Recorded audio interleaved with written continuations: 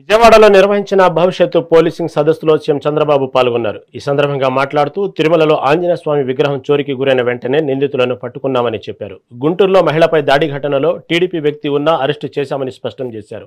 Social media కేసులను high court సీబీఐకి ఇచ్చినా ఫలితం లేకుండా పోయిందని, శిక్షల నుంచి తప్పించుకుంటే నేరాలు పెరుగుతాయని అన్నారు.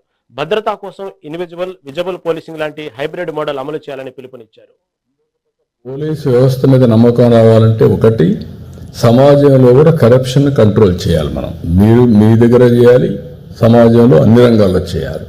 లేకపోతే ఎంత డెవలప్మెంట్ చేసినా కరప్షన్ ఉంటే ప్రజల్లో కానీ అది రిఫ్లెక్ట్ అయితే అక్కడి నుంచి రియాక్షన్ స్టార్ట్ అవుతాయి.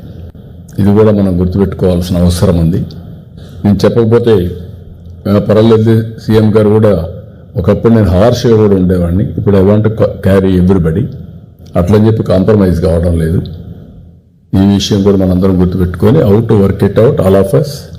యూ టెల్ అస్ ఎట్లా చేస్తే బాగుంటుంది. సరే, ఉపన్యాసాలు ఎప్పుడు ఇస్తూ ఉంటాం, లెక్చర్స్ కంటే యాక్షనబుల్స్, హౌ టు టేక్ ఫార్వర్డ్. ఇది రేర్ అకేషన్.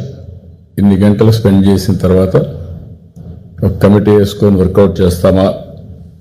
3 yearsలో చేయవలసినట్టు ఇప్పుడు మీరు ఒకటి అన్నారు, 2047, దట్ ఈజ్ ఎక్సలెంట్.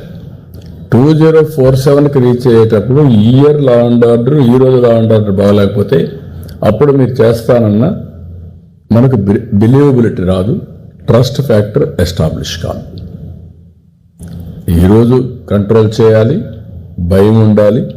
ఎవరైనా సరే రోడ్డు మీదకి వచ్చి ఇష్టానుసారంగా చేస్తామంటే 4 సార్లు ఆలోచించుకునే పరిస్థితి రావాలి. ఇంకొక పక్క పోలీసు వ్యవస్థ మీద నమ్మకం రావాలంటే ఒకటి, సమాజంలో కూడా కరప్షన్ కంట్రోల్ చేయాలి. మీరు మీ దగ్గర చేయాలి, సమాజంలో అన్ని రంగాల్లో చేయాలి.